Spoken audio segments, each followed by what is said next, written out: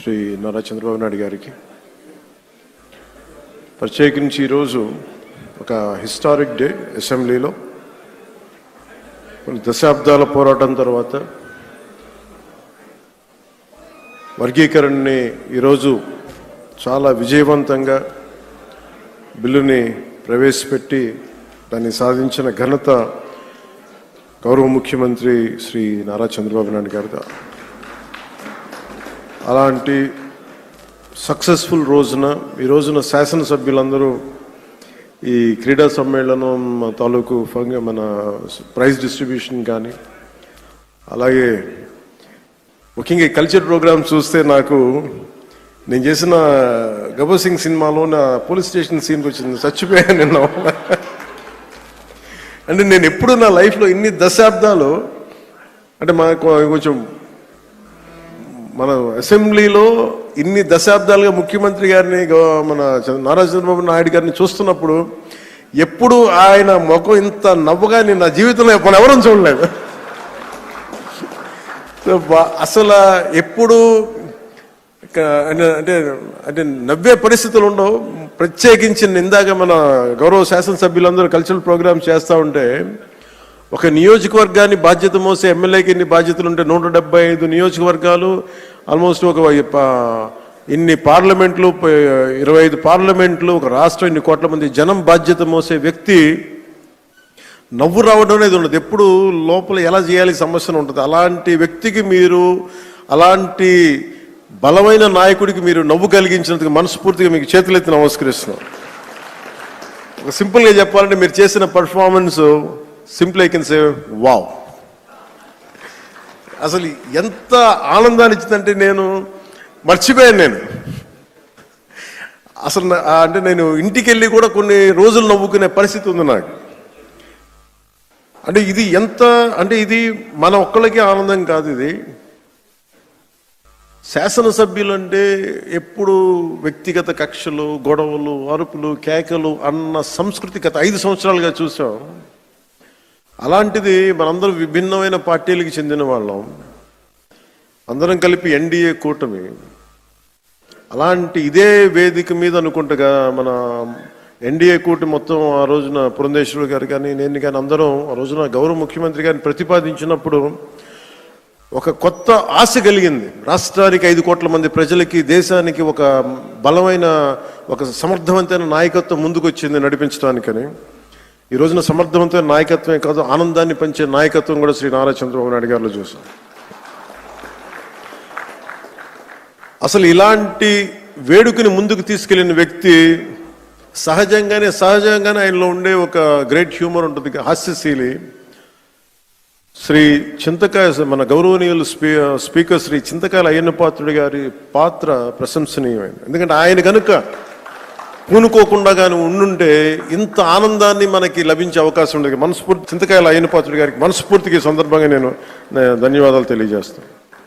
అలాగే గౌరవ assembly chairman Shri కొయ్యి మోషన్ రాజు గారికి, అలాగే దుర్యోధనుడిగా మనందరిని ఆలోచించిన శ్రీ రఘురామకృష్ణరాజు గారికి, కమిటీ సభ్యులకి, స్పోర్ట్స్ డిపార్ట్మెంట్ అధికారులకి, కార్యక్రమాన్ని విజయవంతంగా ప్రతి ఒక్కరికి నా హృదయపూర్వక కృతజ్ఞతలు.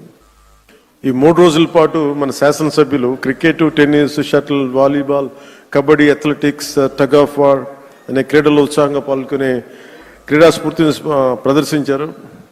నాకు దురదృష్టవశాత్తు ఏంటో నేను ఎప్పుడు నా క్రీడలు నాకు తెలియదు చిన్నప్పటి నుంచి కూడా. మొట్టమొదటిసారి నాకు కూడా ఒక ఆశ కలిగింది, నాకు కూడా చేయాలనిపించింది.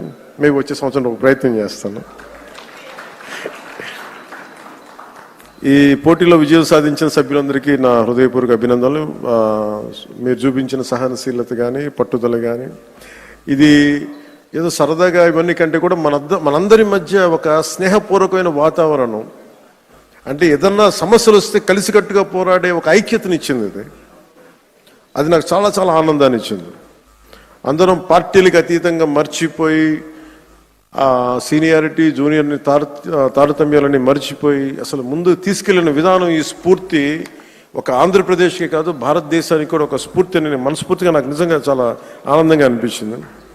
అలాగే దీన్ని ముందుకు తీసుకెళ్లిన ప్రతి అంశాన్ని ముఖ్యంగా ముందుకు తీసుకెళ్లిన ఎమ్మెల్యేస్ అందరికీ కూడా స్పోర్ట్స్ అథారిటీ ఆంధ్రప్రదేశ్ క్రీడా సాధికార సంస్థ ఈ కార్యక్రమాన్ని విజయవంతంగా అందించిన సహాయానికి నా హృదయపూర్వక కృతజ్ఞతలు తెలియజేస్తాను.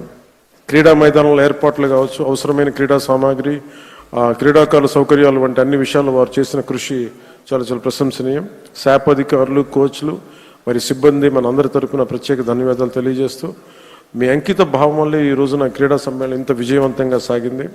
ఈ సమ్మేళనం విజయవంతం చేసిన ప్రతి ఒక్కరికి నా మనస్ఫూర్తిగా అభినందనలు తెలియజేస్తూ, ఈ పోటీలో పాల్గొన్న ప్రతి ఒక్కరికి నా ప్రగాఢ అభినందనలు తెలియజేస్తూ, విజేతలకు మరొకమారు శుభాకాంక్షలు తెలియజేస్తూ, మనందరం ఈ స్ఫూర్తిని, ఈ ఆనందాన్ని ముందుకు తీసుకెళ్తూ ఈ ప్రజా సంక్షేమం కోసం, ఆంధ్రప్రదేశ్ అభివృద్ధి కోసం గౌరవ ముఖ్యమంత్రి గారి స్వర్ణాంధ్రప్రదేశ్ 2047 దిశగా అందరం అడుగులు వేయాలని, ఈ కనీసం నేను ప్రతిసారి పదే పదే చెప్తాను, ఈ ఆనందం కనీసం స్థిరత్వం ఇవ్వాల్సిన ఆనందం, కేవలం మనం ఈ రోజున ఆనందంగా ఉండటమే కాదు, ఈ ఆనందాన్ని వచ్చే కనీసం 1.5 దశాబ్దం పాటు మనందరం కృషి చేసి ముందుకు తీసుకెళ్తే తప్ప ఈ గాడి తప్పిన ఈ రాష్ట్రాన్ని గాడి పెట్టాలంటే కనీసం 15 సంవత్సరాలు కనీసం పనిచేయాలి.